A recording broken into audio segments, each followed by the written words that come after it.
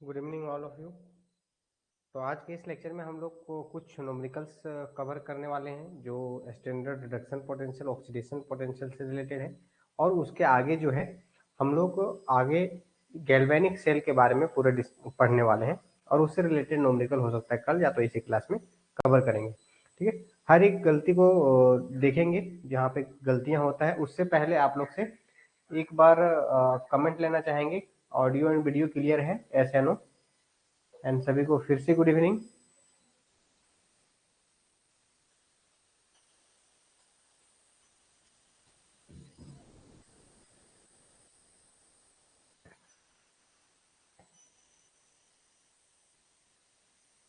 All clear. चलिए, तो आज के इस लेक्चर में जो भी 2-3 क्वेश्चन 5 क्वेश्चंस जो कल को कॉन्सेप्ट बताए थे उससे रिलेटेड हम लोग सॉल्व करने वाले रहेंगे। ठीक है, चलिए। तो हम लोग कल बताए थे कि जो पोटेंशियल अपना होगा, कल बेसिक टर्म्स बताए थे कि जो अपना पोटेंशियल होगा वो काम मेरे लिए आसान होगा। अगर मेरा ऑक्सीडेशन पोटेंशियल ज़्यादा है तो मेरा ऑक्सीडेशन आसान होगा, मतलब हम दूसरे को रिड्यूस कर रहे होंगे। और अगर मेरा रिडक्शन पोटेंशियल ज़्यादा होगा मतलब खुद का रिडक्शन होगा, मतलब हम दूसरे को ऑक्सीडाइज कर रहे होंगे। ठीक है, उसके बाद बताए थे एक सीरीज, रिएक्टिविटी सीरीज। ठीक है, उसमें बताए थे कि ऊपर वाला, जितना ऊपर वाला है, जैसे कालू नाथ का महंगा आलू जरा फीका सा पकता है, इसका मतलब मेटल का रिएक्टिविटी क्या करता है, मेटल चाहता है इलेक्ट्रॉन लॉस करना है, मतलब मेटल चाहता है अपना ऑक्सीडेशन करना। मेटल चाहता है अपना ऑक्सीडेशन करना, मतलब मेटल का रिएक्टिविटी ऊपर से नीचे क्या हो रहा है, घट रहा है। लेकिन नॉन मेटल की अगर बात करें, नॉन मेटल क्या चाहता है, I2 Br2 Cl2 F2। Metal चाहता है खुद का रिडक्शन करना। तो इस डायरेक्शन में इलेक्ट्रोकेमिकल सीरीज में ऊपर से नीचे जाने पे जो नॉन मेटल का जो रिएक्टिविटी है वो क्या हो रहा है, बढ़ रहा है। देखिए, इलेक्ट्रोकेमिकल सीरीज में मेटल का रिएक्टिविटी जो है वो घटता है। क्यों? इलेक्ट्रोकेमिकल सीरीज में। लेकिन नॉन मेटल का रिएक्टिविटी क्या होता है, बढ़ता है। ठीक है, इसके साथ कुछ कंसेप्ट हम लोग पढ़ेंगे, कुछ क्वेश्चंस बनाएंगे, जिससे समझ में आ जाएगा आपको कि कैसे क्या क्वेश्चन जल्दी जल्दी से बनना है। देखिए,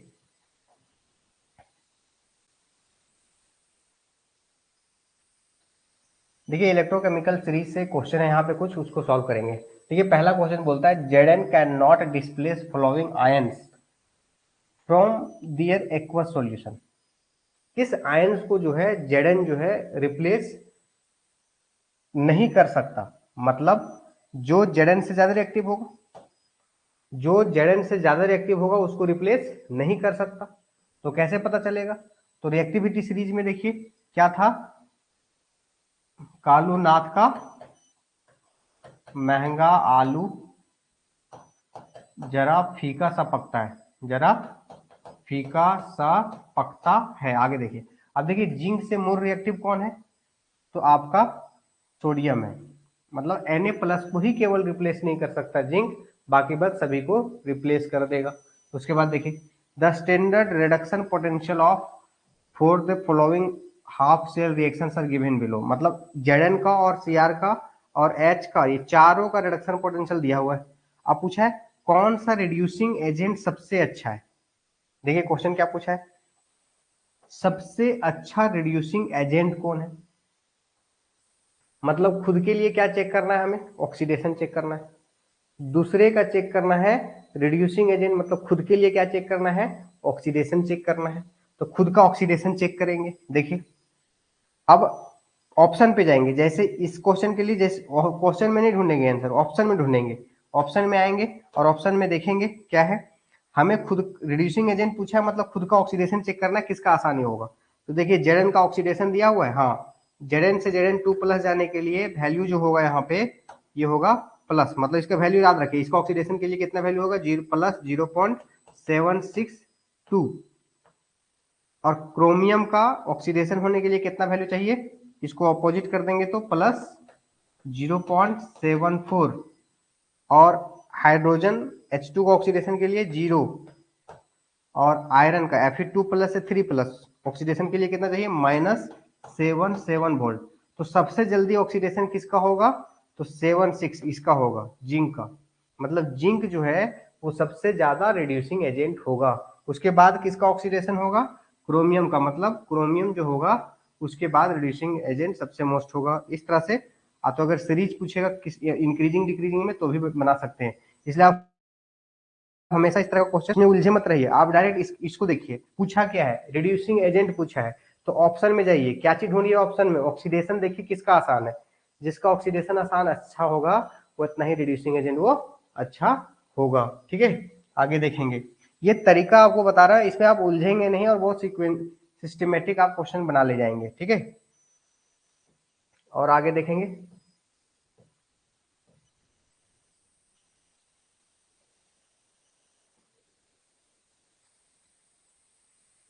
देखिए बोलता है red hot carbon will remove oxygen from the oxide XO and YO but not from ZO। मतलब कार्बन जो है इससे ऑक्सीजन को रिप्लेस कर देता है, इससे कर देता है, इससे रिप्लेस नहीं कर देता। वाई विल रिमूव ऑक्सीजन, मतलब एक्स जो है, सॉरी इसको थोड़ा सा देखिए, कार्बन जो है वो एक्स ओ से रिएक्शन कर ले रहा है, वाई ओ से कर ले रहा है, लेकिन जेड ओ से रिएक्शन नहीं कर रहा है। Y will remove oxygen from XO, और वाई जो है एक्सओ से रिएक्शन कर जा रहा है। ठीक है, use this evidence to reduce the order of reactivity of the three metals X, Y and Z, putting the most reactive first।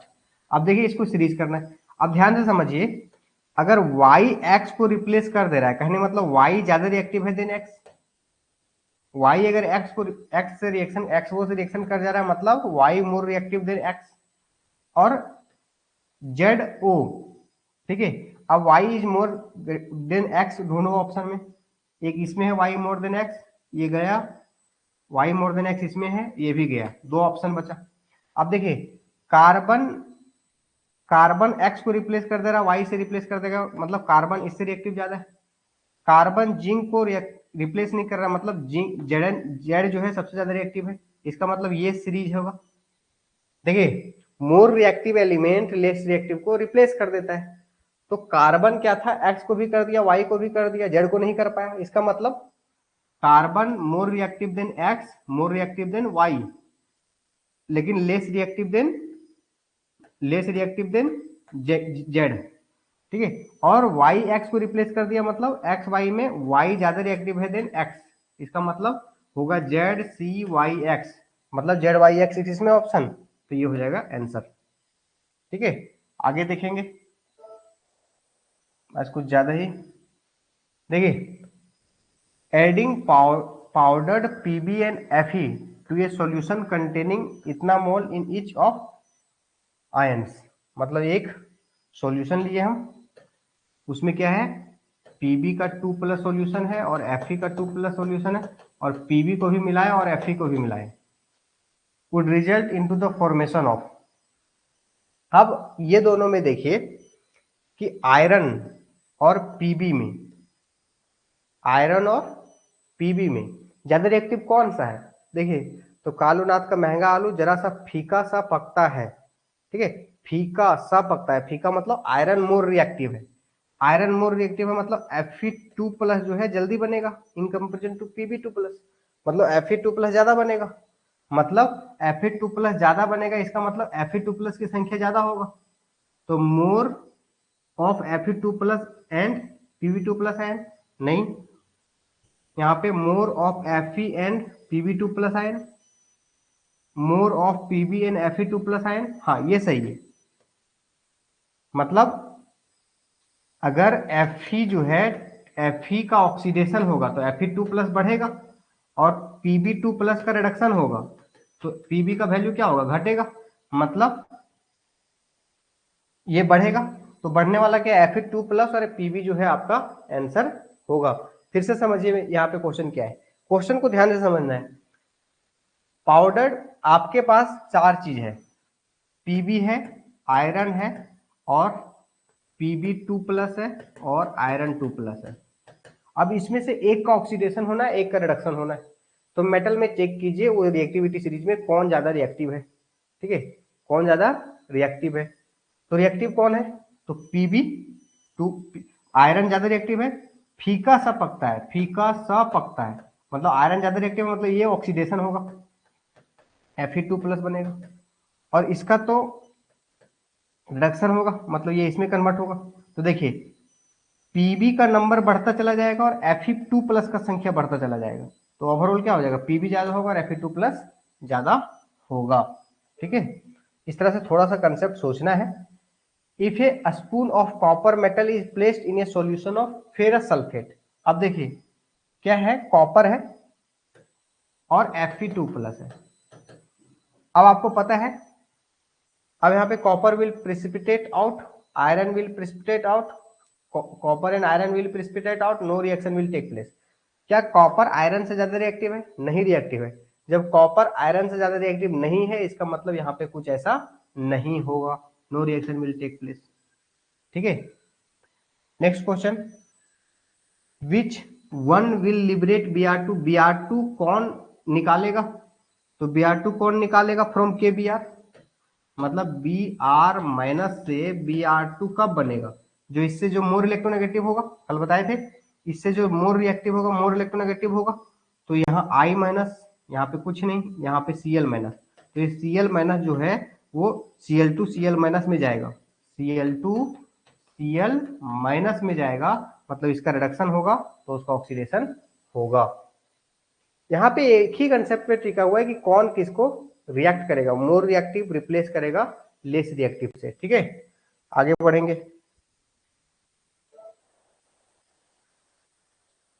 यहाँ पे तो सिंपल वैल्यू दिया हुआ है, देखिए, using the standard electrode potential value given below decide which of the statement 1 2 3 4 are correct, choose the right answer from 1 to 4। अब देखिए इसका रिडक्शन हो रहा है तो इतना वैल्यू है, मतलब ये सारा का इतना वैल्यू है। Copper can displace iron from इतना, ये तो डायरेक्ट बोल सकते हो कि नहीं करेगा, कॉपर लेस रिएक्टिव होता है, आयरन को रिप्लेस कर ही नहीं सकता है, यहां से भी देख सकते हो। ठीक है, iron can displace copper from इतना, बिल्कुल कर सकता है, आयरन का ऑक्सीडेशन होना आसान है। Silver can displace copper from इतना, सिल्वर नहीं कर सकता। ठीक है, iron can displace silver from, बिल्कुल आयरन कर सकता है। तो 1 और 4 जो है वो आपका सही हो गया आंसर, वो तो बिना याद ये वैल्यू की हेल्प से ही, अगर वैल्यू को देखेंगे तो देखिए यहाँ पे आपको चेक करना है कॉपर का और आयरन का किसका ऑक्सीडेशन आसानी से होगा, उल्टा करना है, तो यहाँ इसको प्लस कर देना है, इसको माइनस, तो आयरन का वैल्यू ज्यादा है मतलब आयरन का ऑक्सीडेशन होगा, तो आयरन का ऑक्सीडेशन होगा, मतलब ये गलत है। तो दूसरा और चौथा ऑप्शन कहाँ है, सेकेंड एंड फोर्थ, ये होगा आंसर। ठीक है, देखिए यहाँ पे कंफ्यूजन बहुत लोग करते हैं, कॉपर है प्लस Fe2+ है, अगर ये रिएक्शन होता है इसका मतलब क्या है, Fe हो रहा है प्लस कॉपर 2+ हो रहा है, ऐसा हो रहा है। अगर ये रिएक्शन होता है, चेक करेंगे क्या कॉपर और Fe में ऑक्सीडेशन किसका होना चाहिए, Fe का ऑक्सीडेशन होना चाहिए, लेकिन Fe का यहाँ रिडक्शन हो रहा है, मतलब ये गलत है। वैल्यू के अनुसार Fe का ऑक्सीडेशन होना चाहिए, लेकिन यहाँ पे अगर होता तो रिडक्शन हो रहा है, मतलब ये गलत है। इतना कम्प्लेक्स में आपको पढ़ना ही नहीं है, सीधा सीधी याद रखिए, मोर रिएक्टिव है लेस रिएक्टिव को रिप्लेस करेगा, लेस रिएक्टिव मोर रिएक्टिव को रिप्लेस नहीं कर पाएगा, दैट सिंपल। ठीक है, आगे देखेंगे। अब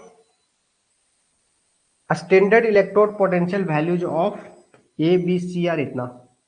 अब the order of their reducing power, ध्यान समझिए, रिड्यूसिंग पावर, और जब इलेक्ट्रोड पोटेंशियल दिया हुआ है, दिया ही नहीं हुआ है कि यहाँ पे ऑक्सीडेशन है या रिडक्शन है, तो उस केस में यहाँ इलेक्ट्रोड पोटेंशियल मतलब रिडक्शन पोटेंशियल मान लेना है, रिडक्शन पोटेंशियल मान लेना है।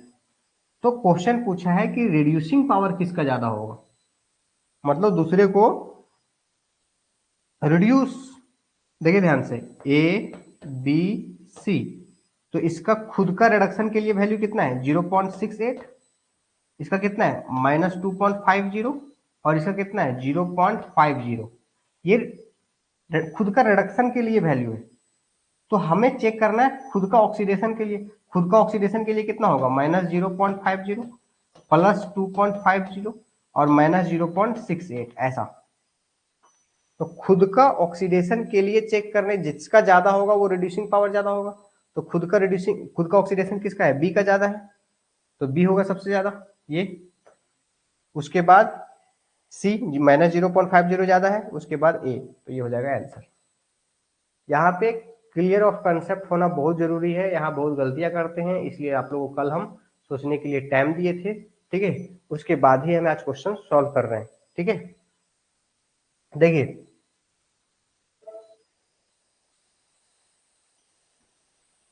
द ऑक्सीडेशन पोटेंशियल ऑफ, देखो इसका ऑक्सीडेशन सब मेटल का दिया हुआ ऑक्सीडेशन इतना इतना इतना। विच of the following reaction will provide maximum voltage, ये आपका सेल पोटेंशियल से क्वेश्चन हो गया, राइट माइनस लेफ्ट करेंगे इसको तो सेल पोटेंशियल से क्वेश्चन आ गया, ठीक है। ये राइट माइनस सेल पोटेंशियल अभी निकालने नहीं बताया है, आगे देखेंगे।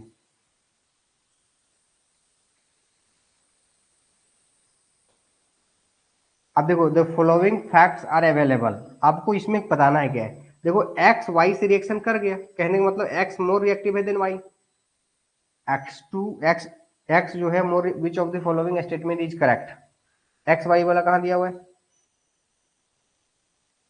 और वाई डब्ल्यू वाई से रिएक्शन नहीं कर रहा है, कहने मतलब W more reactive than Y, और जेड एक्स टू से रिएक्शन कर रहा है, मतलब Z more reactive than X, और यहाँ पे X more reactive than Y. अब इसका मतलब क्या हुआ कि जो ऑक्सीडेशन होगा एक्स का होगा आसानी से वाई के सामने, एक्स के साथ एक्स वाई के सामने एक्स का ऑक्सीडेशन होगा और वाई का रिडक्शन होगा। यहाँ पे देखिए, यहाँ पे देखिए एक्स वाई के बीच में क्या क्या है, वाई का क्या दिखा रहा है, वाई का ऑक्सीडेशन दिखा रहा है, एक्स का ऑक्सीडेशन, तो ऑक्सीडेशन किसका आसानी से, एक्स का ऑक्सीडेशन आसानी से है, मतलब ये गलत है। या इस रिएक्शन से देखिए एक्स का ऑक्सीडेशन माइनस से जीरो जाना इसका आसानी से हो रहा है, वाई का रिडक्शन हो रहा है, मतलब एक्स का ऑक्सीडेशन ज्यादा आसानी से होगा देन वाई का ऑक्सीडेशन से। तो एक्स का ऑक्सीडेशन देखिए कहां पे ज्यादा है, वाई से,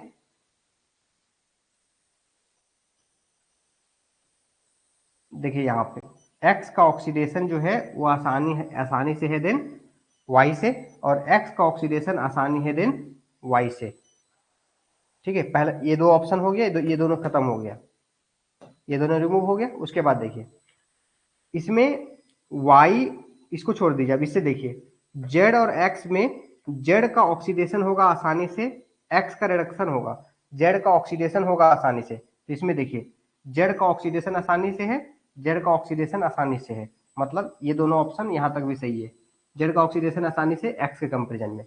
अब यहाँ पे क्या बता रहा है, W Y से रिएक्शन नहीं कर रहा है, कहने का मतलब है कि Y रिडक्शन नहीं होना चाहेगा, Y रिडक्शन नहीं होना चाहेगा और W ऑक्सीडेशन नहीं होना चाहेगा, मतलब Y अगर रिडक्शन नहीं होना चाहेगा मतलब Y जो है ऑक्सीडेशन आसानी से होगा और इसका रिडक्शन आसानी से होगा, तो Y जो है इसका ऑक्सीडेशन आसानी से होगा और इसका रिडक्शन आसानी से होगा, इसका मतलब ये वाला होगा आंसर सही।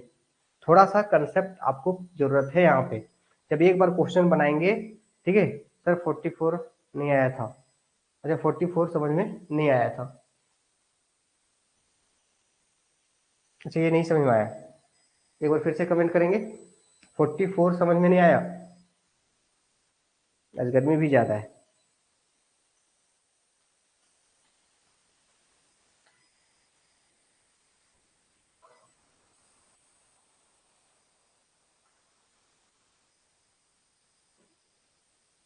एक बार कमेंट करेंगे, नहीं आया,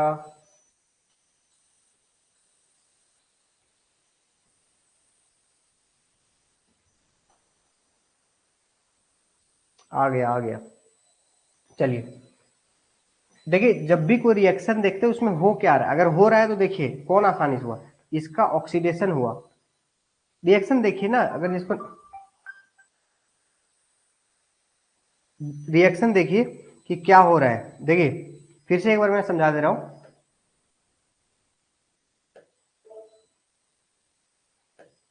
देखिए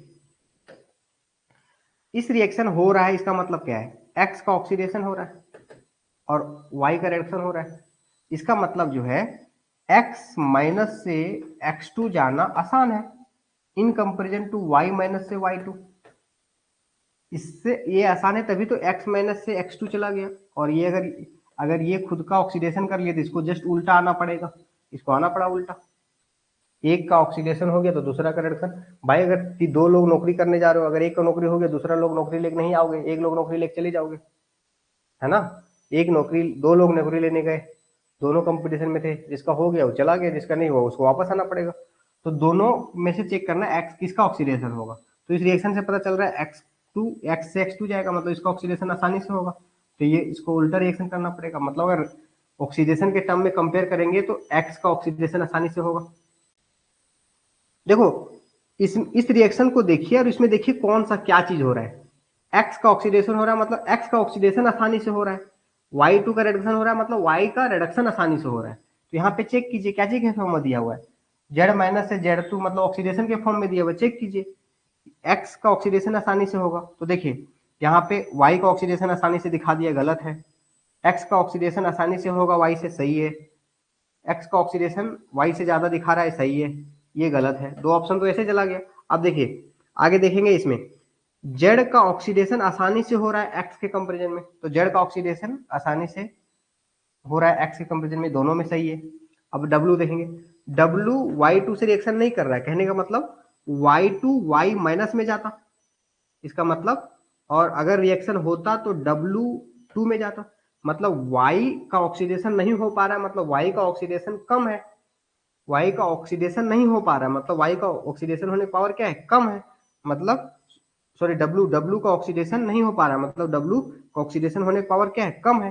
तो W का ऑक्सीडेशन होने की पावर कम किस में है, इसमें ज्यादा दिखा रहा है, इसमें कम दिखा रहा है, इसका मतलब ये होगा आंसर। थोड़ा सा कंसेप्ट खोलेंगे तो आपको सारा क्लियर हो जाएगा। ठीक है, आगे देखेंगे। वैल्यू दिया हुआ है the standard reduction potential at इतना ऑफ, ये सारा रिडक्शन दिया हुआ है। ठीक है, which one of the following is the strongest, देखो अब ये सिंपल क्वेश्चन है। देखो दिया हुआ है रिडक्शन पोटेंशियल के टर्म में, और पूछा है ऑक्सीडाइजिंग एजेंट सबसे ज्यादा कौन होगा। तो सबसे स्ट्रॉन्गेस्ट ऑक्सीडाइजिंग एजेंट कौन होगा, जिसका खुद का रिडक्शन ज्यादा होगा। खुद का रिडक्शन ज्यादा किसका वैल्यू देखे तो, खुद का रिडक्शन ये यहाँ पे प्लस होगा ये,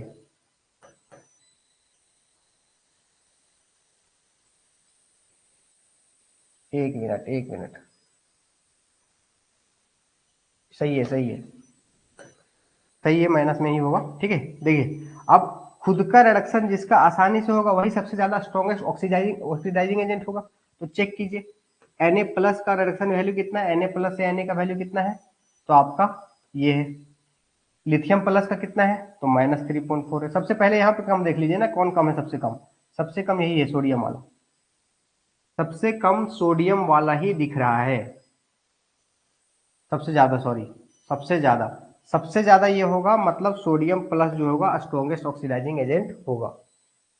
ठीक है, सही दिया हुआ था क्वेश्चन, थोड़ा सा कंफ्यूज किया प्लस माइनस को लेकर के। ठीक है, तो सबसे ज्यादा ऑक्सीडाइजिंग मतलब जिसका खुद का रिडक्शन वैल्यू ज्यादा हो। तो सब में नेगेटिव में देखिए, नेगेटिव -2.71 सबसे ज्यादा है, इसलिए आंसर हो जाएगा सोडियम। अब फिर से यहाँ पे A gas, A gas acts at 1 atm is bubbled through a solution containing a mixture of 1 molar Y minus and 1 molar Z minus इतना। If the reduction potential of X Z wax, देखो Z का reduction आसानी से हो रहा है, then Y का, then X का, इसका मतलब क्या है, खुद का अगर रिडक्शन होगा आसानी से तो हम दूसरे को ऑक्सीडाइज कर पाएंगे, इसका मतलब ऊपर वाला नीचे को ऑक्सीडाइज करेगा। तो y विल ऑक्सीडाइज x, बिल्कुल y ऑक्सीडाइज x को करेगा, क्योंकि y का रिडक्शन आसानी से हो रहा है। तो y will oxidise x and not z, लेकिन z को नहीं कर पाएगा क्योंकि इससे आसानी से रिडक्शन इसका होता है, तो ये सही है। y will oxidise z and not x, y क्या z को नहीं, गलत है ये आंसर। यहाँ पे दिया हुआ है ना कि रिडक्शन आसानी से होगा z का, फिर y का, फिर x का। जब रिडक्शन का ऑर्डर ये है, सबसे ज्यादा आसानी जिंक का, मतलब ये दूसरे को ऑक्सीडाइज करेगा। ठीक है, मतलब सबसे सटीक आंसर क्या हो जाएगा, पहला हो जाएगा आंसर। एक बार कमेंट लेना चाहेंगे आप लोग को, ये समझ में आ रहा है या नहीं आ रहा है।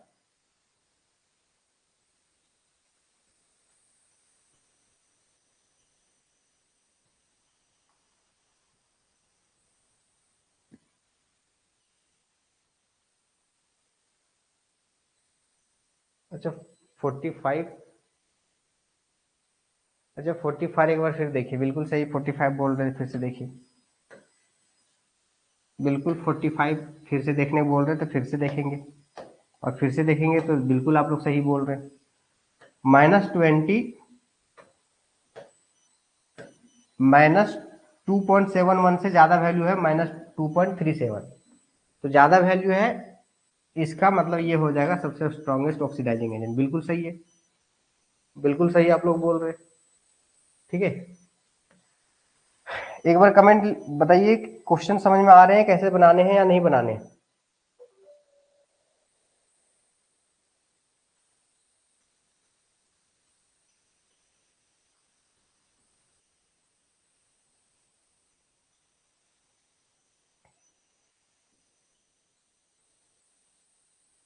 तो इस तरीका से एक बार सारा क्वेश्चन कोशिश करेंगे। ठीक है, आज कुछ ज़्यादा ही थोड़ा सा यहाँ पे बहुत ज़्यादा कह सकते हैं कि गर्मी है।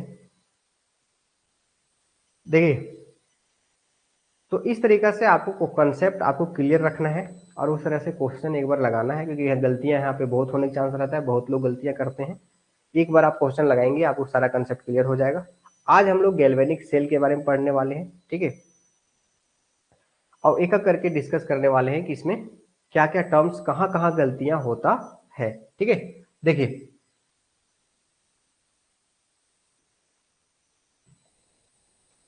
अब एक गैल्वेनिक सेल में होता क्या क्या है सबसे पहले देखिए। अगर एक भी कोई भी कंटेनर रखिए आप, अब कंटेनर कोई भी जैसे बाल्टी हो, कुछ भी हो, एक कंटेनर रखना है।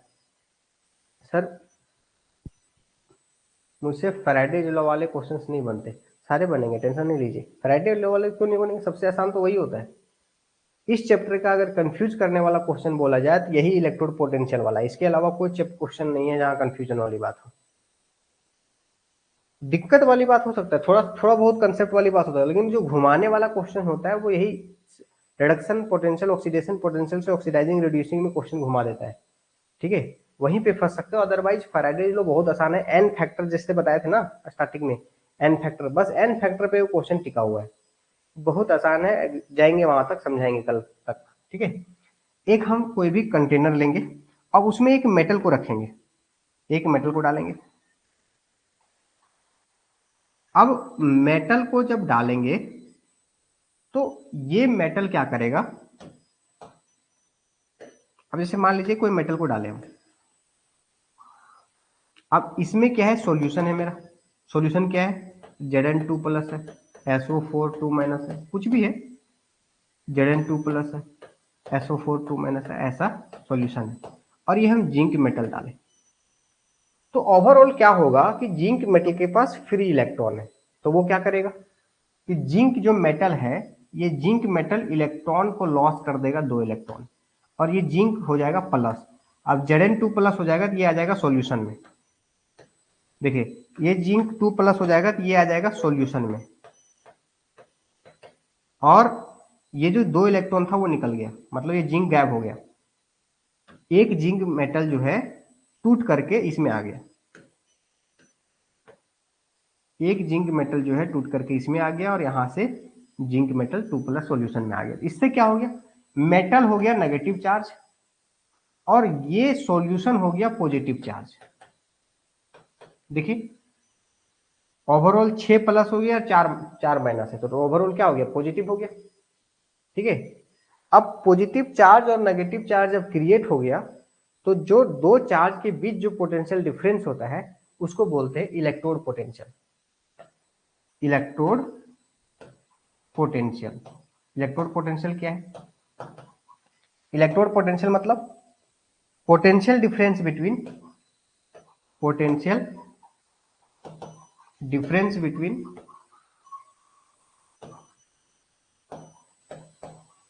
Electrode and electrolytic solution, electrolytic solution is known as electrode potential. ठीक है, ये चार्ज सेपरेट, अब potential difference, potential electric potential मतलब समझते होंगे, हर एक चार्ज के पास अपना पावर होता है इलेक्ट्रॉन अट्रैक्ट और रिपेल करने का। जैसे मान लीजिए कोई पॉजिटिव चार्ज है, अपना कोई क्षेत्र होगा जहां से किसी इलेक्ट्रॉन को अट्रैक्ट, या किसी भी चार्ज को, यूनिट पॉजिटिव नेगेटिव चार्ज को अट्रैक्ट या रिपेल करने का क्षमता होता है। किसी भी चार्ज के एक सर्टेन एरिया के सराउंडिंग में उसका अट्रैक्ट और रिपेल करने की कैपेसिटी होता है, उसी को बोलते हैं पोटेंशियल।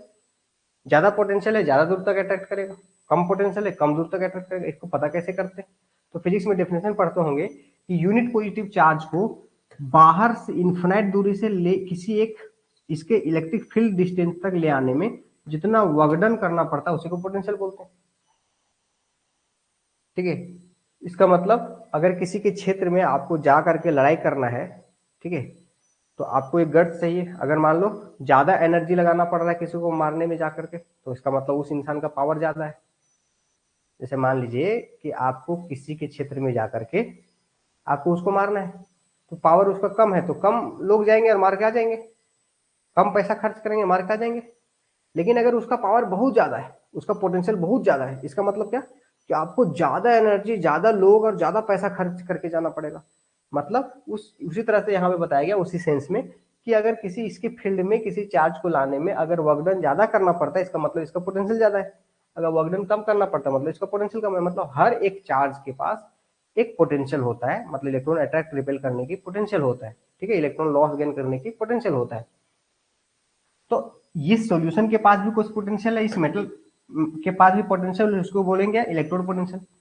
अब इलेक्ट्रोड पोटेंशियल मान लो कोई रिएक्शन हुआ, यहाँ पे चार्ज डेवलप हुआ Zn2 प्लस प्लस इलेक्ट्रोड, इस रिएक्शन के चलते कहीं कहीं पे क्या होगा कि कहीं कहीं पे चार्ज डेवलप होगा, इसके कारण रिडक्शन के कारण।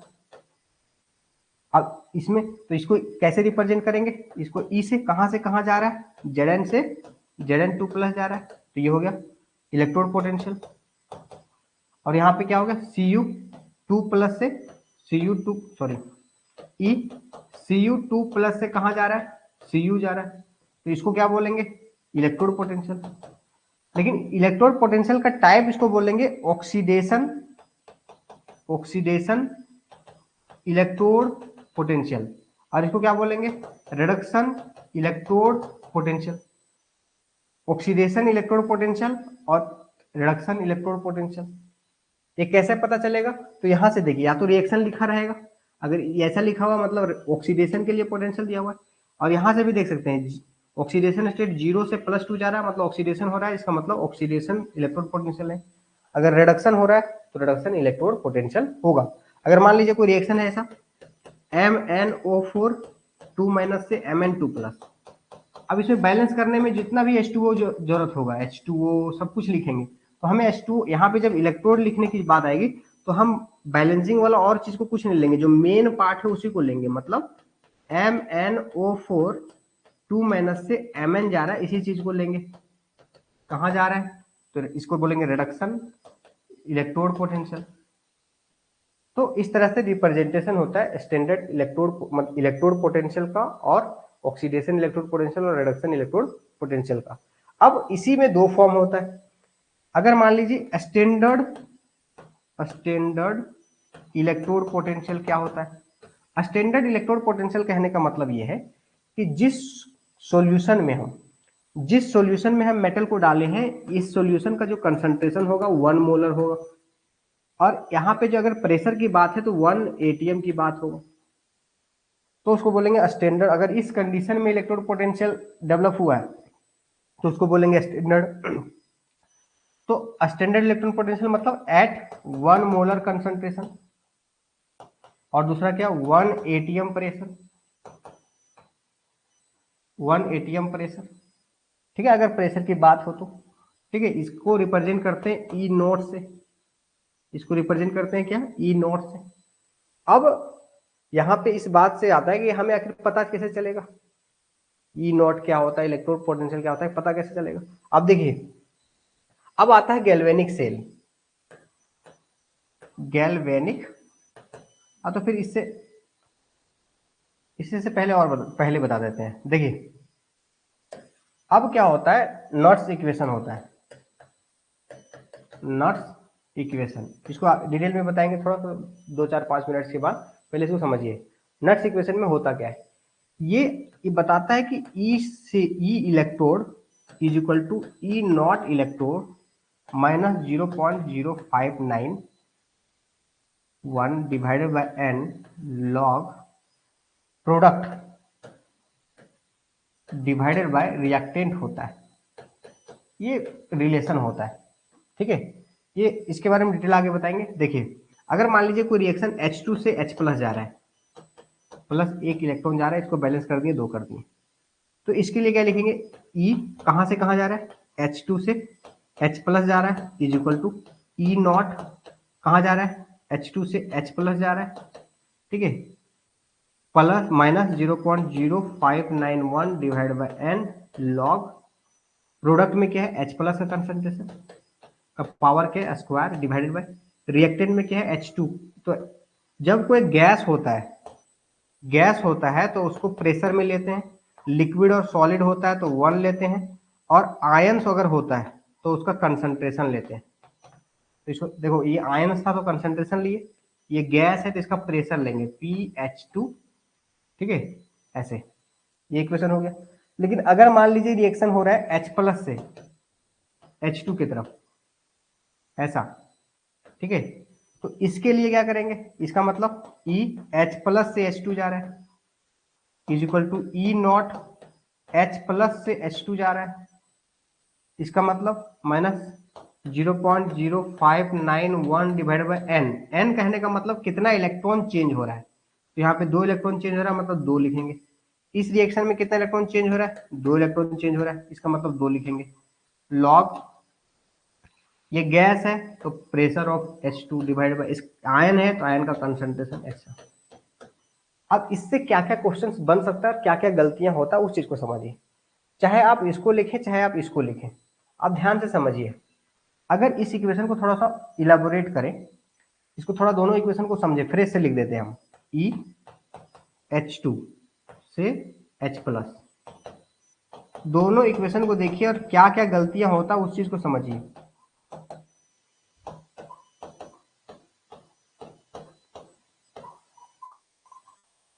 प्रेशर यहाँ पे H2 का कंसंट्रेशन का square divide by pressure of H2, या तो फिर इसको रिडक्शन के टर्म में लिखेंगे, H2 reduction is equal to, इसके टर्म में ऑक्सीडेशन के टर्म में E नॉट H2 से H प्लस, यहाँ उल्टा लिख रहे हैं क्या, H प्लस से, ये गलती हो गया है, आज मन नहीं है पढ़ाने को, गर्मी से ना परेशान हो गए। देखिए, H प्लस से H2, H प्लस से H2 minus 0.0591 divide by 2 log, यहाँ पे क्या है, pressure of H2 divide by H plus का कंसंट्रेशन का स्क्वायर। अब देखिए ध्यान से यहाँ पे क्या क्या क्वेश्चन पूछा जा सकता है और क्या क्या यहाँ पे गलतियां होता है और क्या क्या चीजें समझना है। देखिए, यहाँ पे जो इलेक्ट्रोड पोटेंशियल हो किस किस चीजों पे डिपेंड कर रहा है, तो इस इक्वेशन को देखेंगे तो यहाँ पे ना, ये जो सॉल्व करके लाया गया है, ये एक्चुअली टेम्परेचर यहाँ पे यूज हुआ है।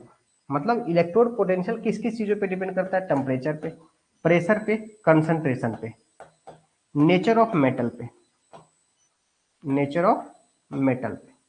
ये चीज तो आप हमेशा ध्यान रखिएगा, ये 4 लाइन, कि किसी भी सेल का इलेक्ट्रोड पोटेंशियल, सेल पोटेंशियल जो है वो कंसंट्रेशन पे डिपेंड करता है, प्रेशर पे डिपेंड करता है, टेम्परेचर पे डिपेंड करता है, और आपका नेचर ऑफ मेटल पे डिपेंड करता है। कैसे करता है उस चीज को देखिए। अगर यहां से पूछा जाएगा कि एक हाइड्रोजन इलेक्ट्रोड है, अब हाइड्रोजन इलेक्ट्रोड में हाइड्रोजन का कंसंट्रेशन अगर हम बढ़ाएंगे, अगर हाइड्रोजन का कंसंट्रेशन अगर हम बढ़ाएंगे तो क्या वैल्यू होगा इलेक्ट्रोड पोटेंशियल का, इलेक्ट्रोड पोटेंशियल का क्या वैल्यू होगा। तो देखिए, H प्लस, पहला इक्वेशन में अगर ये वैल्यू बढ़ाएंगे मतलब ये पूरा वैल्यू बढ़ेगा, अगर ये पूरा वैल्यू बढ़ेगा इसका मतलब ये नेगेटिव वैल्यू बढ़ेगा। तो देखिए, अगर 10 में -5 करें तो 5 आएगा, 10 में -7 करें तो 3 आ जाएगा। मतलब अगर कंसंट्रेशन का वैल्यू अगर हम बढ़ा रहे हैं, इसका मतलब ये जो वैल्यू है बढ़ेगा, ये वैल्यू बढ़ेगा, इसका मतलब ये है कि E जो है रिडक्शन, सॉरी ऑक्सीडेशन पोटेंशियल जो है वो वैल्यू क्या होगा, घटेगा। मतलब H प्लस कंसंट्रेशन बढ़ाने से ये जो E H2 से H प्लस जो है वो आपका क्या होगा, घटेगा। ऑक्सीडेशन पोटेंशियल जो है आपका घटेगा। दूसरा में देखते हैं, रिडक्शन वाला में देखते हैं। अगर मान लीजिए इस इक्वेशन को थोड़ा सा हम ऐसे लिखते हैं, इस इक्वेशन को कैसे लिखेंगे, देखिए ई एच प्लस से H two is equal to E naught H plus से H two minus 0.0591 divide by 2। अब यहाँ पे इसको लिखते हैं लॉग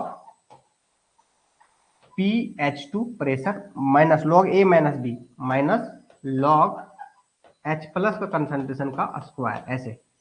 अब ये माइनस अंदर चला जाएगा तो क्या हो जाएगा, ई नॉट एच प्लस से H two minus 0.0591 divide by 2। यहाँ पे अंदर चला जाएगा तो लॉग पी एच टू और यहाँ पे प्लस चला जाएगा, प्लस क्या हो जाएगा, लॉग एच प्लस का कंसंट्रेशन का स्क्वायर। इसका मतलब अगर H प्लस का कंसंट्रेशन बढ़ा रहे हैं तो ये प्लस वैल्यू बढ़ रहा है। अगर प्लस वैल्यू बढ़ रहा है इसका मतलब क्या है कि इसका जो रिडक्शन है वो वैल्यू बढ़ेगा। कब, जब आपका कंसंट्रेशन ऑफ H प्लस बढ़ाएंगे तब। लेकिन यहाँ पे क्या हो रहा था, कंसंट्रेशन ऑफ H प्लस बढ़ाने से जो रिडक्शन का ऑक्सीडेशन का वैल्यू था, ऑक्सीडेशन का वैल्यू घट रहा था, लेकिन रिडक्शन का वैल्यू क्या हो रहा है, बढ़ रहा है। तो इस तरीके से आपको क्वेश्चन पूछा जा सकता है कि H प्लस का कंसंट्रेशन बढ़ाने से electrode potential reduction potential oxidation potential के वैल्यू में क्या होगा, बढ़ेगा घटेगा, इस तरीके से क्वेश्चन पूछा जा सकता है। सेम टू सेम प्रेशर में पूछा जा सकता है कि अगर हम प्रेशर बढ़ाएंगे, देखो इस इक्वेशन में देखेंगे तो प्रेशर बढ़ाएंगे तो ये वैल्यू नेगेटिव वैल्यू बढ़ेगा, और नेगेटिव वैल्यू बढ़ेगा मतलब ये घटेगा। प्रेशर बढ़ाने से घटेगा, कंसंट्रेशन बढ़ाने से बढ़ेगा। लेकिन ऊपर वाला इक्वेशन में देखेंगे, अगर इस इक्वेशन को हम इस इक्वेशन को माइनस फॉर्म में बदलेंगे, थोड़ा सा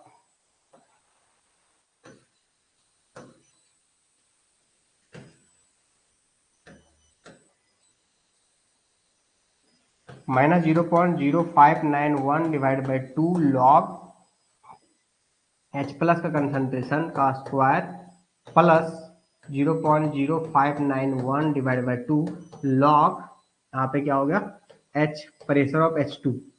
अब इसमें देखिए रिडक्शन के टर्म में देखिए क्या हो रहा है,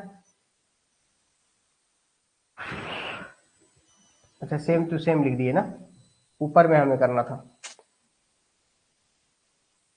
अरे फ्रेश लिख देते हैं, फिर से समरी कर देते हैं।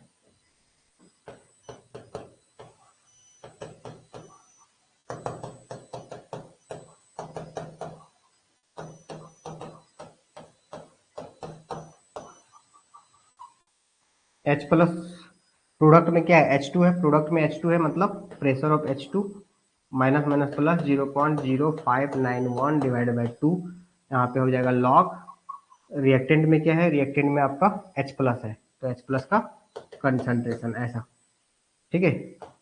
E H plus sorry H2 से H plus E naught H2 से H प्लस, ठीक है, minus 0.0591 divide by 2 log, product में क्या है, प्रोडक्ट में H प्लस है, मतलब H प्लस का कंसंट्रेशन का स्क्वायर यहाँ पे प्लस 0.0591 डिवाइड बाई 2, यहाँ पे क्या करेंगे लॉग, यहाँ पे क्या है, रिएक्टेंट में क्या है, H2 है तो प्रेशर ऑफ H2। यहाँ पे समझ में आसानी से आएगा। देखिए ये सीधा सीधी सिंपल हो गया। अब अगर H प्लस का कंसंट्रेशन बढ़ाएंगे, अगर H प्लस का कंसंट्रेशन बढ़ाएंगे तो ये वैल्यू आपका जो रिडक्शन पोटेंशियल है, अगर रिडक्शन पोटेंशियल हो क्या बढ़ेगा, क्यों, क्योंकि प्लस वैल्यू बढ़ रहा है। यहाँ पे देखेंगे सिंपल। अब देखिए अगर मान लीजिए इस प्रेशर का वैल्यू बढ़ाएंगे, जब प्रेशर बढ़ाएंगे तो ये क्या होगा, घटेगा, मतलब ई H प्लस से H2 घटेगा, कब, जब प्रेशर ऑफ H2 बढ़ाएंगे, ठीक है। लेकिन वही चीज यहाँ पे, अगर यहाँ पे रिडक्शन के यहाँ पे ऑक्सीडेशन के टर्म में दिया हुआ है, तो अगर H प्लस का कंसंट्रेशन बढ़ाएंगे, अगर ये बढ़ाएंगे, अगर नेगेटिव वैल्यू बढ़ाएंगे तो ये वैल्यू क्या होगा, घटेगा, ई ऑक्सीडेशन घटेगा। और अगर प्रेशर बढ़ाएंगे, प्रेशर ऑफ H2 बढ़ाएंगे, इसका मतलब ई ऑक्सीडेशन जो है वो आपका बढ़ेगा। तो किसी भी इक्वेशन को बढ़ने घटने वाला कंसेप्ट को आप इस लॉग के टर्म में कन्वर्ट कीजिएगा, उसके बाद देखिएगा जो प्लस वाला है प्लस के फॉर्म में बढ़ेगा और जो माइनस वाला है माइनस के फॉर्म में बढ़ेगा, ठीक है। एक क्वेश्चन देते हैं, उससे आपको समझ में आ जाएगा कि हम बोलना क्या चाह रहे हैं, और बहुत लोगों को समझ में आ गया होगा थोड़ा, ठीक है। आज थोड़ा दिख रहा होगा कि मैं मन से नहीं पढ़ा रहा हूँ, उसका एक ही रीजन है कि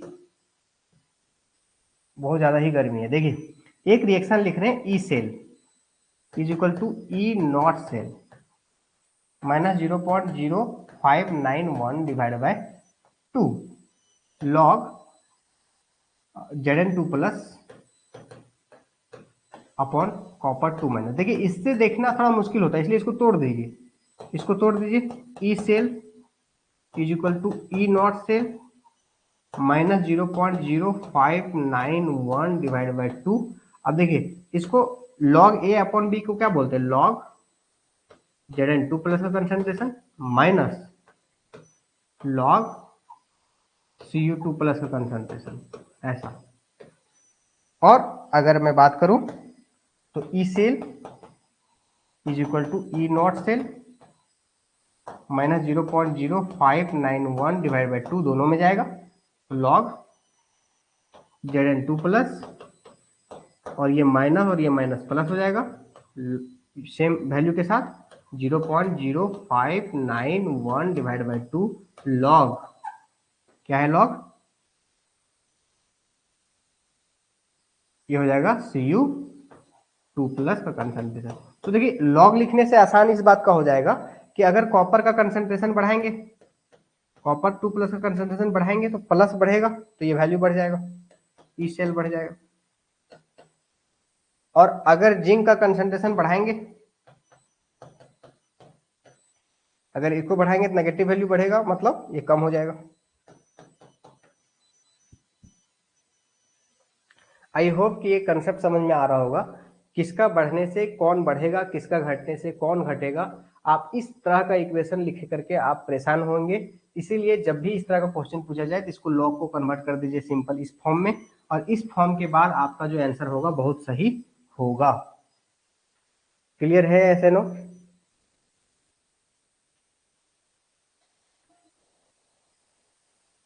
एक बार रिप्लाई करेंगे।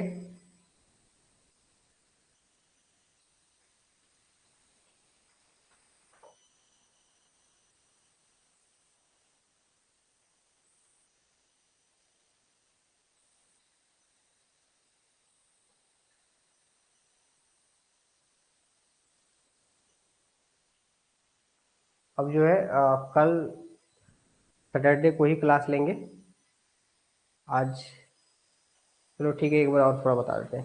देखिए एक तो ये हुआ, दूसरा क्वेश्चन यहाँ से जो दिक्कत इस बात का होता है, जैसे मान लीजिए H2 से H+ जा रहा है, ठीक है। अब इसका इक्वेशन लिखना है, सेल पोटेंशियल लिखना है, तो एक तो ऐसा लिखे H2 से H+ is equal to E naught H2 से H+, ठीक है, माइनस 0.0591 डिवाइड बाई 2, अगर बैलेंस करेंगे तो 2 हो जाएगा। और यहाँ पे लॉग H+ का कंसंट्रेशन का स्क्वायर डिवाइडेड बाय यहाँ पे क्या हो जाएगा, प्रेशर ऑफ H2, ऐसा। अब यहाँ पे देखिए इसको और कितना तरीका से, या तो ऐसे लिखा भी जा सकता है, अगर देखा जाए तो इसको ऐसे भी बैलेंस किया कर सकते हैं हम, एक ही इलेक्ट्रॉन लिखे यहाँ पे हम, एक ही इलेक्ट्रॉन लिखे और यहाँ पे हाफ कर दें, तो यहाँ पे क्या हो जाएगा, जब एक ही इलेक्ट्रॉन लिखेंगे तो कहाँ कहाँ बदलाव आएगा, देखिए आपके आंसर में कोई चेंजिंग नहीं आएगा, यहाँ पे 1 हो जाएगा, यहाँ पे पावर 1 हो जाएगा, और H2 के पावर कितना हो जाएगा, हाफ हो जाएगा, ऐसा। तो बैलेंसिंग पे डिपेंड करता है ये इक्वेशन, ठीक है। अब यहाँ पे क्या करना है, फिर से आप इसको देखेंगे तो इसको हम अलग कर देते हैं, कि H2 से H+ is equal to E naught H2 से H+। अब इसको फिर से वही लिख देते हैं, माइनस 0.0591 लॉग H+ का कंसंट्रेशन, और फिर आगे कर देंगे प्लस हो जाएगा लॉग 0.0591, ठीक है, और यहाँ पे लॉग प्रेशर ऑफ H2। अब यहाँ पे देखिए अगर यहाँ पे ऐसा है ई H2 से H+ is equal to E naught H2 से H+। अब देखिए माइनस और लॉग एच प्लस को क्या बोलते हैं, पीएच। तो यहाँ पे लिख सकते हैं प्लस 0.0591 पीएच प्लस 0.0591 लॉग पीएच2, ऐसा। देखिए आपको इस फॉर्म में अगर देखा जाए, और अगर मान लीजिए दिया हुआ pressure of H2 is equal to 1 atm, तो 1 एटीएम पुट अप करेंगे 0, इसका मतलब डायरेक्ट इक्वेशन आ जाएगा ये E H2 से H plus is equal to E naught H2 से H प्लस प्लस 0.0591 pH। क्यों? क्योंकि माइनस लॉग H प्लस को बोलते हैं P, minus log H plus को, माइनस लॉग H प्लस को बोलते हैं pH। तो pH लिख दिए तो प्लस वैल्यू आ गया। अब यहाँ पे देखिए pH का वैल्यू बढ़ाने से, pH का वैल्यू बढ़ाने से आपका ये वैल्यू बढ़ जा रहा है, pH का वैल्यू बढ़ाने से ये वैल्यू बढ़ जा रहा है। तो आपको इस तरह से भी क्वेश्चन घुमा सकता है कि pH का वैल्यू बढ़ाने घटाने से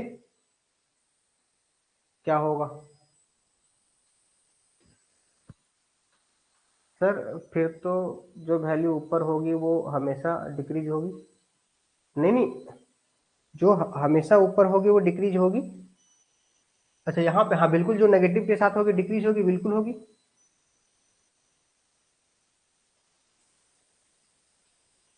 जो ऊपर में नेगेटिव के साथ होगा वो हमेशा डिक्रीज होगा, बिल्कुल होगा। ठीक है, अब हम आपको ओवरऑल ये समझाना चाह रहे हैं कि यहाँ से कितना तरीका से क्वेश्चन घुमा सकता है, इसको लिखने का अलग अलग तरीका से घुमा सकता है। देखो इसको हम पीएच में बदल दिए, हाइड्रोजन इलेक्ट्रोड को हम पीएच में बदल दिए, और पीएच से भी अब देखिए अगर ये दिया रहेगा तो पीएच निकलेगा, पीएच दिया रहेगा तो ये निकलेगा।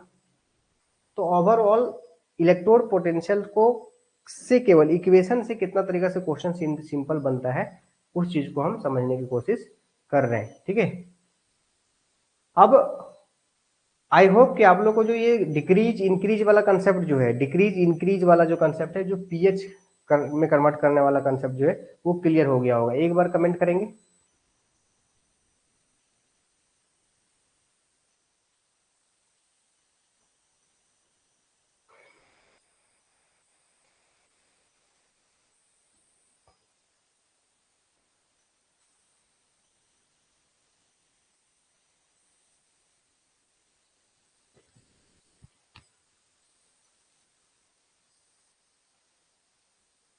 चलिए, तो आगे हम लोग जो देखने वाले हैं वो देखने वाले हैं आखिर ये इलेक्ट्रोड पोटेंशियल समझ में आ गया कि इलेक्ट्रोड पोटेंशियल होता क्या है। इलेक्ट्रोड पोटेंशियल को लिखते कैसे हैं, तो इलेक्ट्रोड पोटेंशियल दो तरह से होता है, एक तो जनरल इलेक्ट्रोड पोटेंशियल और एक standard electrode potential. Standard electrode potential कहने का मतलब होता है कि जब सॉल्यूशन का कंसंट्रेशन 1 मोलर हो और प्रेशर 1 एटीएम हो तो उसको बोलते हैं स्टैंडर्ड इलेक्ट्रोड पोटेंशियल, उसको रिप्रेजेंट करते हैं ई नोट से। जनरल इलेक्ट्रोड पोटेंशियल या तो ऑक्सीडेशन हो सकता है, ऑक्सीडेशन रिएक्शन के लिए oxidation electrode potential, reduction electrode potential के लिए रिडक्शन। उसी तरह से स्टैंडर्ड भी दो तरीके से होता है, स्टैंडर्ड ऑक्सीडेशन इलेक्ट्रोड पोटेंशियल और स्टैंडर्ड रिडक्शन इलेक्ट्रोड पोटेंशियल। ये दोनों के बीच के रिलेशन को बताता है आपका नॉट्स इक्वेशन, जो कि क्या होता है, E electrode is equal to E standard electrode minus 0.0591 divided by N, जो कि एन होता है number of electron involve in reaction. Reaction में जितना इलेक्ट्रॉन इन्वॉल्व होता है उसको हम लेते हैं log product divided by reactant. Product divided by reactant में आपको ध्यान देना है कि अगर गैस है तो गैस की जगह प्रेशर लिखेंगे, अगर आयन्स है तो उसकी जगह कंसंट्रेशन लिखेंगे, और वहां से अगर सॉलिड और लिक्विड है तो उसकी जगह पे 1 लिखेंगे। यहाँ पे बस इसमें ये आपको बताना था कि किस किस चीज पे इलेक्ट्रोड पोटेंशियल डिपेंड करता है। तो डिपेंड करता है टेम्परेचर पे, कंसंट्रेशन पे, प्रेशर पे और नेचर ऑफ मेटल पे। सोडियम है, मैग्नीशियम है, उस पर भी इलेक्ट्रोड पोटेंशियल डिपेंड करता है। ठीक है, उसके बाद आपको ये चेक कर, आपको क्वेश्चन पूछा जाता है कि अलग अलग में कि इसका कंसंट्रेशन बढ़ाने से क्या होगा, घटाने से क्या होगा, बढ़ेगा घटेगा, या तो हाइड्रोजन इलेक्ट्रोड को अलग अलग फॉर्म में आपको क्वेश्चन बना के पूछता है। ठीक है, अगर आपको ध्यान देना है पहले जिस जिस भी फॉर्म में पूछा जाए उस फॉर्म में लिखना है, इस फॉर्म में पूछा जाए तो उस फॉर्म में लिखना है, और पीएच में कन्वर्ट करना है तो उसमें भी माइनस लॉग एच को पीएच में कन्वर्ट करके क्वेश्चन बना सकते हैं। ठीक है, आगे इस इलेक्ट्रोड पोटेंशियल के आगे जो पढ़ना होता है वो होता है गैल्वेनिक सेल। गैल्वेनिक सेल, अब गैल्वेनिक सेल में आपको ध्यान समझना है, जो एक सेल था ना, इसको ध्यान समझना, एक जो सेल था, अब एक टब है, दूसरा टब है, अब इसमें एक मेटल डाल दिए, अब एक इसमें मेटल डाल दिए, अब मान लीजिए कि इसमें जिंक डाल दिए, अब इसमें कॉपर डाल दी, और इसमें जो है Zn2+ डाले और SO4 2- डाले, और इसमें क्या है Cu2+ डाले और SO4 2- डाले, ऐसा। ठीक है, अब क्या है, अब ये जिंक क्या करेगा, Zn2+ रिलीज करेगा और यहाँ पे इलेक्ट्रॉन निकलेगा। अब यहाँ पे क्या होगा, ये जो कॉपर 2+ है ये डिपॉजिट हो जाएगा, यहाँ पे कॉपर बन जाएगा, ये खत्म हो जाएगा। अब कॉपर कैसे खत्म होगा, क्योंकि यहाँ से जो इलेक्ट्रॉन निकला है वो मेटल से वायर से होते हुए, यहाँ पे पंखा लगा दोगे पंखा चलेगा, टीवी लगा दोगे टीवी चलेगा, बल्ब लगा दोगे बल्ब जलेगा, यहाँ एसी लगा दोगे तो एसी जलेगा। मतलब यहाँ पे इलेक्ट्रॉन गया और सबको चमकाते हुए गया और यहाँ पे आकर के इसमें आ गया, और जो इलेक्ट्रॉन आया वो इलेक्ट्रॉन क्या करेगा, इस Cu2+ को बुलाएगा, आओ बाबू मेरे पास। तो Cu2+ 2 इलेक्ट्रॉन लेके कॉपर बन के यहाँ पे चला गया। मतलब यहाँ पे टूट रहा है और यहाँ पे जुड़ रहा है। ध्यान समझिए, यहाँ पे टूट रहा है, यहाँ पे जुड़ रहा है। यहाँ से इलेक्ट्रॉन निकला, भाई देखो एक जगह से निकला 1 करोड़ रुपया। 1 करोड़ रुपया मार्केट में आएगा, मार्केट में पूरा किसी को एसी का सुख देगा, किसी को, मतलब वो पैसा बहुत काम करवा देगा, और फिर अल्टीमेटली एक जगह पे चला जाएगा।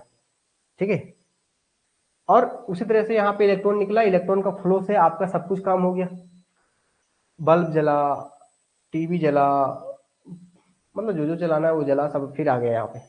मतलब ये आपका इन्वर्टर है, इन्वर्टर से एक जगह से तार निकाले, दूसरे जगह से तार निकाले और सब जगह से कनेक्ट कर देते हो, तो उसमें क्या होता है, इलेक्ट्रॉन ट्रांसफर होते रहता है।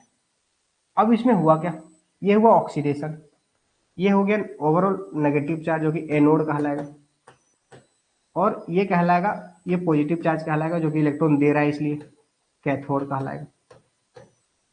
एनोड मतलब ऑक्सीडेशन हो रहा है, और हो सेल का किधर हो रहा है, लेफ्ट साइड में हो रहा है, और ये किधर हो रहा है, रिडक्शन हो रहा है, और हो किधर रहा है, राइट साइड में हो रहा है। ये हमेशा ध्यान देना है, ये कैसा है, पॉजिटिव है।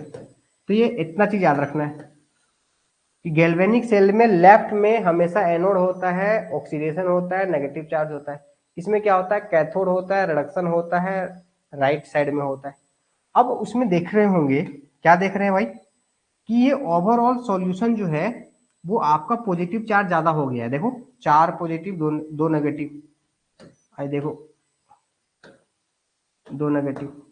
अब इसमें क्या है, ये सॉल्यूशन नेगेटिव बन चुका है, देखो ये सॉल्यूशन पॉजिटिव बन चुका है, सॉल्यूशन पॉजिटिव बन चुका है, और ये सॉल्यूशन नेगेटिव बन चुका है। और दो सॉल्यूशन के बीच अगर चार्ज डिफरेंस है तो उसको बोलते हैं लिक्विड लिक्विड जंक्शन पोटेंशियल। अगर दो दो लिक्विड के बीच अगर चार्ज है, दो चार्ज लिक्विड अगर सामने है, तो उसके बीच अगर सामने अगर रख दे तो उसके बीच जो पोटेंशियल होगा उसको बोलते हैं लिक्विड लिक्विड जंक्शन पोटेंशियल।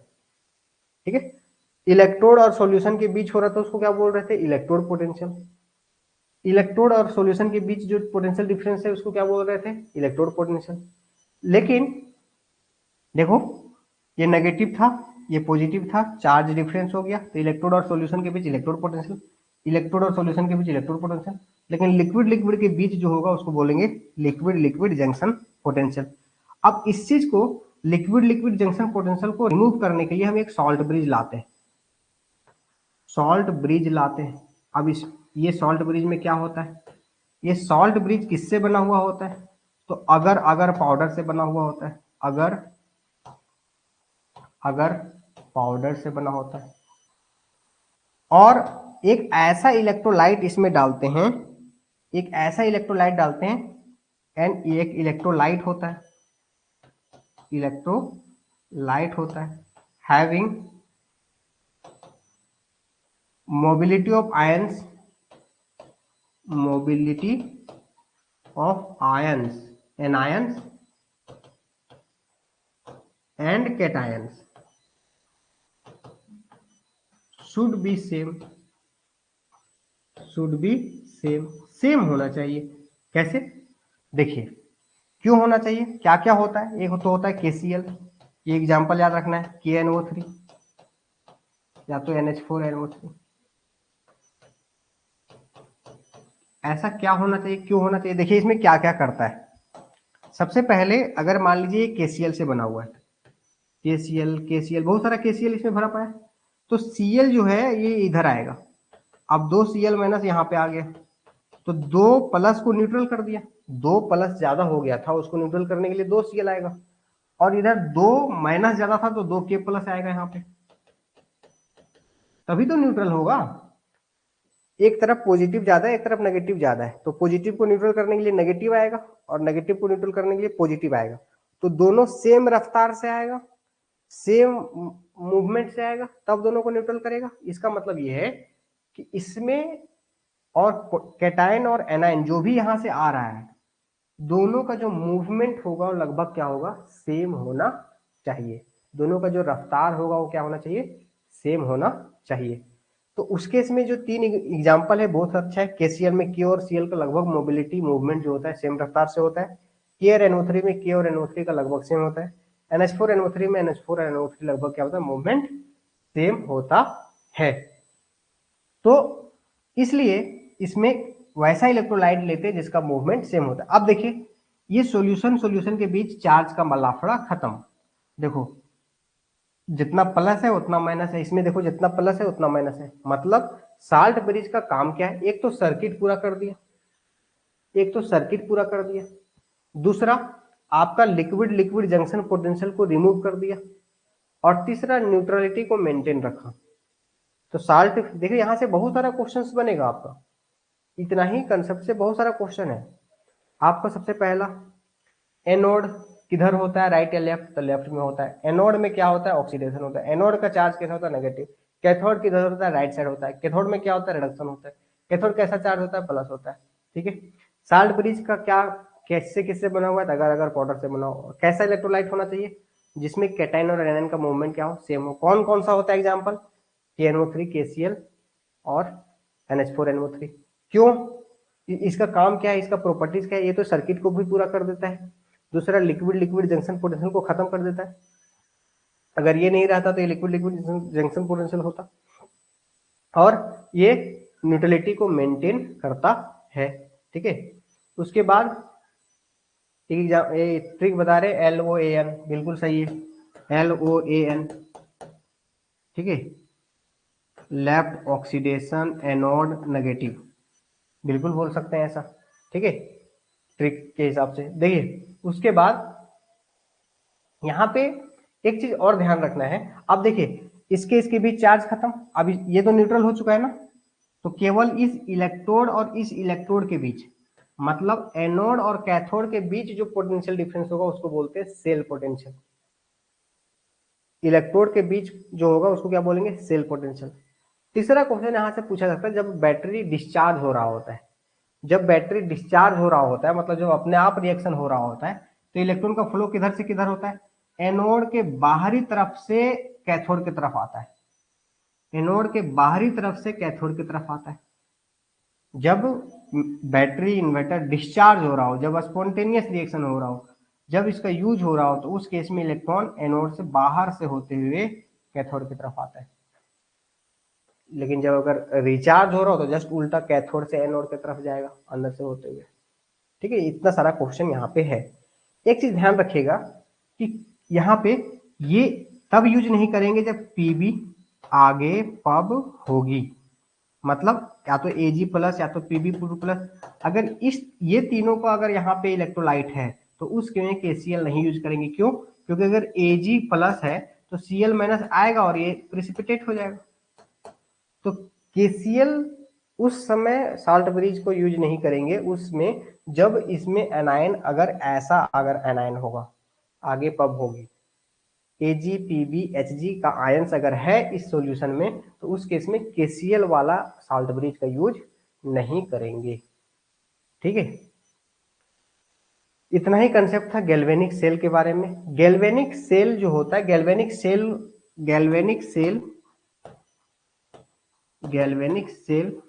का एक दूसरा नाम है electrochemical cell. Electro chemical cell, इसका दूसरा नाम है वोल्टेइक सेल। वोल्टेइक सेल ये काम क्या करता है, तो chemical energy to electrical energy में कन्वर्ट करता है। केमिकल एनर्जी को इलेक्ट्रिकल एनर्जी में कन्वर्ट करता है।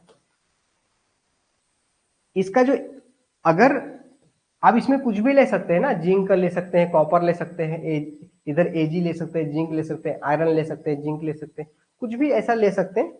लेकिन अब यहां ध्यान से समझिए कि अगर जिंक और कॉपर से सेल बना हुआ तो इसका नाम है डैनियल सेल।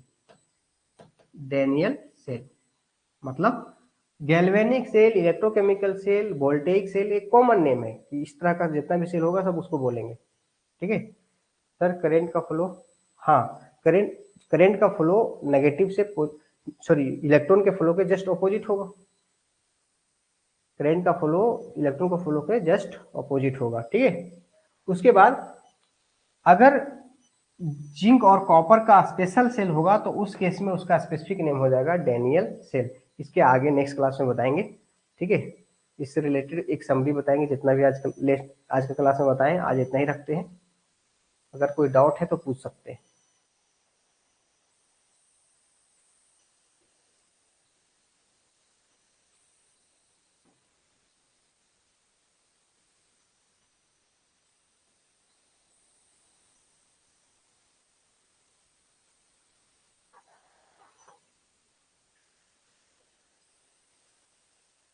कोई डाउट?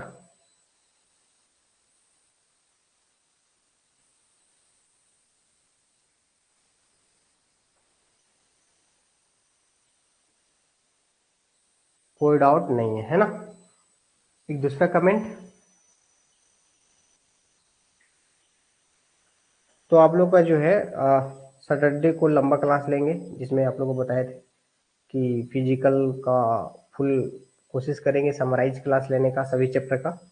और तो इसका मतलब कल क्लास नहीं लेंगे, सैटरडे को नहीं लेंगे, मतलब आप लोगों का संडे को क्लास इलेक्ट्रोकेमिस्ट्री का थोड़ा सा लंबा लेके खत्म करेंगे। सर फैराडेज लॉ वाला क्वेश्चंस नहीं बनते, अब बताए ना, फैराडेज लॉ वाला क्वेश्चन सब छोड़ दीजिए। मैं बोल रहा हूँ बहुत आसान है, आपको बहुत आसानी करके ही दूंगा मैं। ठीक है, बहुत आसान, बहुत आसान, बहुत आसान, बहुत आसानी से बनेगा। ठीक है, वो मेरे जिम्मेदारी पे आप छोड़ दीजिए, संडे तक का वेट कीजिए। आपको वो बहुत आसान क्वेश्चन है, आपको बहुत कम समय में वही बनेगा आपका। उसमें बहुत ज़्यादा कैलकुलेशन भी नहीं है। ठीक है,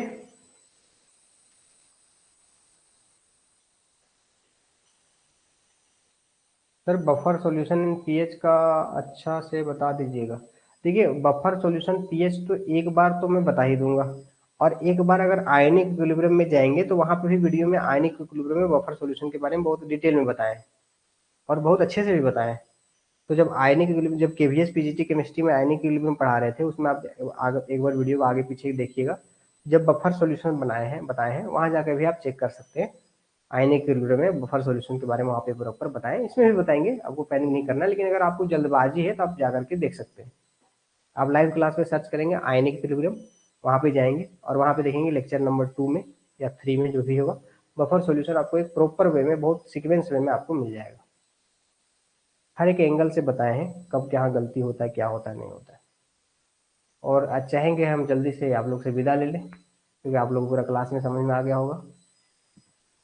ठीक है, कि today the environment is not too good.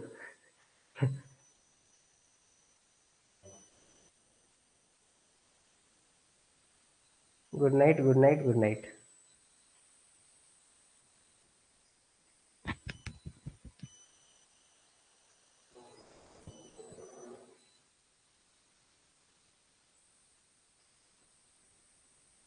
Next class में इसको समरी वे में बताएंगे, एक बार इसको देख देख लीजिएगा। समरी वे में बताएंगे, इलेक्ट्रोड पोटेंशियल, फैराडेज लॉ सारा कंप्लीट करेंगे। नेक्स्ट क्लास में कोशिश करेंगे पूरा का पूरा जो है बफर सॉल्यूशन से लेकर के सारा एक समरी वे में जल्दी से जल्दी खत्म कर देंगे।